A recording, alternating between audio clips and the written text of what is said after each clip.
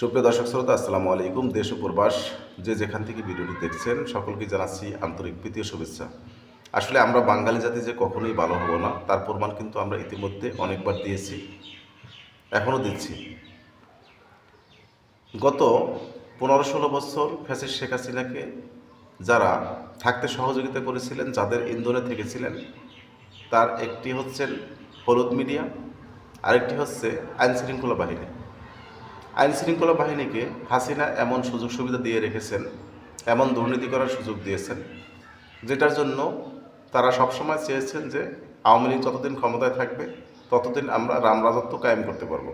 তদ্রূপ হলুদ মিডিয়াগুলোরও বিভিন্ন যারা সংবাদকর্মী আছেন, সম্পাদক আছেন, বা যারা দায়িত্বরত আছেন, তারাও ওখান থেকে বিভিন্ন রকমের ফায়দা লোটার চেষ্টা করছেন শেখ হাসিনাকে রাখার জন্য। রাখতে পারলে তারা ফায়দা লুটতে পারবেন।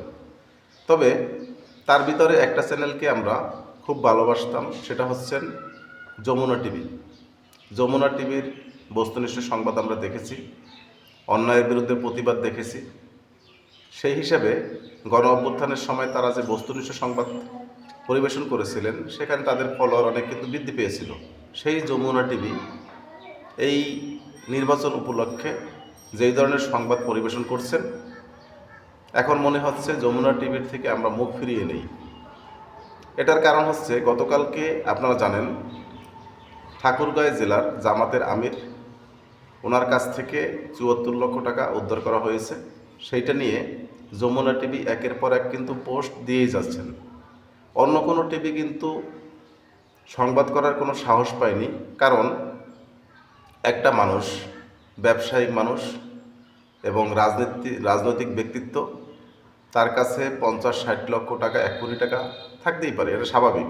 যেহেতু ৪-৫ দিন ব্যাংক বন্ধ থাকবে, ওনার কোনো ব্যবসায়িক কাজের জন্য উনি হয়তো লেনদেন করতে পারেন, ওনার ওয়ার্কার আছেন, উনি রাজনীতি করে, সেক্ষেত্রে কর্মী আছে, কর্মীদের সাথে হয়তো তাদের মাইকের ব্যাপার আছে, প্যান্ডেলের ব্যাপার আছে, বিভিন্ন জায়গায় তারা কেন্দ্র করেছেন নির্বাচনে প্রচারণার জন্য, সেখানে টাকা বাকি থাকতে পারে। বিভিন্ন প্রসঙ্গে কিন্তু তিনি লেনদেনের জন্য টাকা রাখতেই পারেন। তো এইটা যমুনা টিভি এমনভাবে ফলাও করে প্রকাশ করেছেন যেন উনি একবারে পাহাড় সমান অপরাধ করে ফেলেছেন। তারপরে দেখেন তারা আরও বিভিন্ন জামাতের লোকজনের কাছ থেকে টাকা উদ্ধার করেছেন, টাকা নিয়ে ঘোরাঘুরি করছেন, এগুলো কিন্তু ফলাও করে প্রচার করেছেন।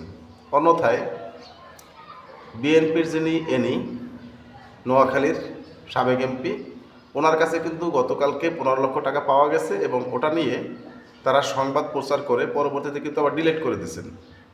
এটা নিয়ে আসলে আমরা বুঝতে পারি যে সাংবাদিকদের দালালি এখনও শেষ হয়নি। হলুদ মিডিয়া এখনও বাংলাদেশে আছে, এবং হলুদ মিডিয়া চাচ্ছে না যে জামাতের দল ক্ষমতায় আসুক। জামাতের দল ক্ষমতায় আসলে তারা চুরি, ছেঁচড়ামি, বাটপারি, জুলুম, নির্যাতন এগুলি করতে পারবে না, যার কারণে তারা চাচ্ছে অন্য কোনো একটি দল ক্ষমতায় আসুক। এটার কারণেই হয়তো তারা এরকম করছে। তো এই জন্যই বলছিলাম যে বাংলাদেশের মিডিয়া এবং আইনশৃঙ্খলা বাহিনী যদি ঠিক না হয়, তাহলে আমরা কখনোই দেশকে পরিবর্তন করতে পারবো না। নতুন বাংলাদেশের প্রত্যয়ে আমরা যে আন্দোলন করেছিলাম, সংগ্রাম করেছিলাম, সেই নতুন বাংলাদেশ আর কখনোই গঠিত হবে না।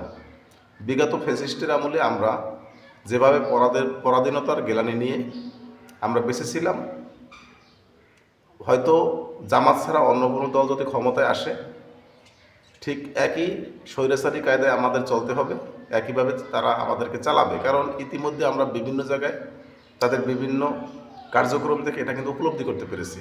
দর্শক শ্রোতা, আমি ভিডিওটা লম্বা করব না, আমি শুধু এই মেসেজটি আপনাদেরকে দিতে চাচ্ছিলাম যে জামাতকে বিভিন্নভাবে হেয় প্রতিপন্ন করার জন্য মিডিয়া জড়িত, এবং বিএনপির হাজারো দোষ থাকা সত্ত্বেও সেটার ফুটেজ তারা গ্রহণ করছেন না, এবং ফুটেজ নিয়ে কোনো প্রচারণা করছেন না।